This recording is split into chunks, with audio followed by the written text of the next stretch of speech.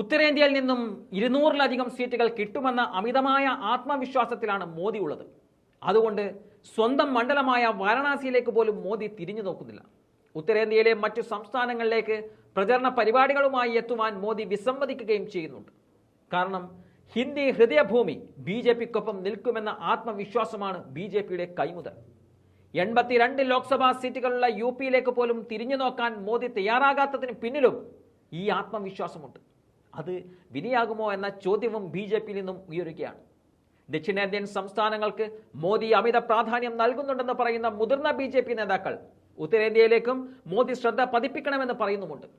അതേസമയം ഇന്ത്യൻ പ്രധാനമന്ത്രിക്ക് സൗകര്യപ്രദമായ രീതിയിൽ തെരഞ്ഞെടുപ്പ് കമ്മീഷൻ തീയതികൾ ചാർട്ട് ചെയ്തെന്ന് പ്രതിപക്ഷം ആരോപിക്കുന്നുമുണ്ട്. അതുകൊണ്ട് തന്നെ എല്ലാ സംസ്ഥാനങ്ങളിലേക്കും പ്രത്യേകം ഓടിയെത്തുവാനുള്ള സമയക്രമം പാലിക്കാൻ മോദിക്ക് സാധിക്കുന്നുണ്ടെന്നും പറയേണ്ടി വരും.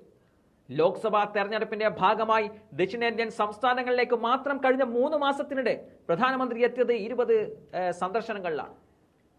5 ദിവസത്തെ തെരഞ്ഞെടുപ്പ് പ്രചരണ പരിപാടികളിൽ പങ്കെടുത്ത ശേഷം മോദി ഡൽഹിക്ക് തിരിച്ചിട്ടുമുണ്ട്.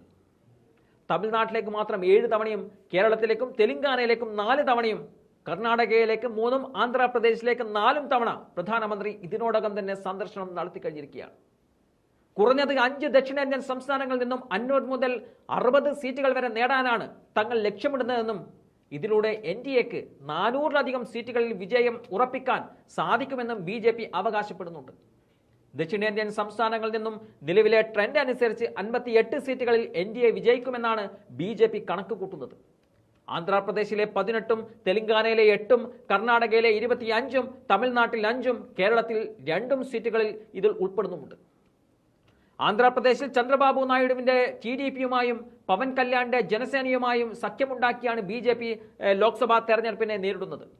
പ്രധാനമന്ത്രി നടത്തുന്ന ദക്ഷിണേന്ത്യൻ മണ്ഡല സന്ദർശനം തന്നെ NDA ലക്ഷ്യം വെക്കുന്ന സീറ്റുകളെക്കുറിച്ച് കൂടുതൽ സൂചനകൾ നൽകുന്നതാണ്. തിങ്കളാഴ്ച തമിഴ്നാട്ടിലെ കോയമ്പത്തൂരിൽ റോഡ് ഷോ നടത്തിയ പ്രധാനമന്ത്രി മാർച്ച് 19-ന് സേലം സന്ദർശിച്ചിരുന്നു. ഫെബ്രുവരി 28-ന് മോദി തൂത്തുക്കുടിയും സന്ദർശിച്ചിരുന്നു. മാർച്ച് 19-ന് കേരളത്തിൽ പാലക്കാട് സന്ദർശിച്ച മോദി അതിന് 4 ദിവസം മുമ്പാണ് BJP സ്ഥാനാർത്ഥിയായ അനിൽ ആന്റണിയുടെ മണ്ഡലമായ പത്തനംതിട്ടയിലെത്തിയത്. കർണാടകയിൽ ഷിമോഗയിൽ നിന്നും മാർച്ച് 15-നാണ് പ്രധാനമന്ത്രി നരേന്ദ്രമോദി പ്രചരണങ്ങൾ ആരംഭിച്ചത്. കോൺഗ്രസ് അധ്യക്ഷൻ മല്ലികാർജുൻ ഖാർഗെയുടെ തട്ടകമാണ് ഈ മണ്ഡലം. അങ്ങനെ ആകെ സൗത്ത് ഇന്ത്യ കറങ്ങി നടക്കുന്ന മോദിക്ക് 10-ൽ കൂടുതൽ സീറ്റ് പോലും ഇവിടെ നിന്നും ലഭിക്കില്ലെന്നും കോൺഗ്രസ് തിരിച്ചടിക്കുന്നുമുണ്ട്.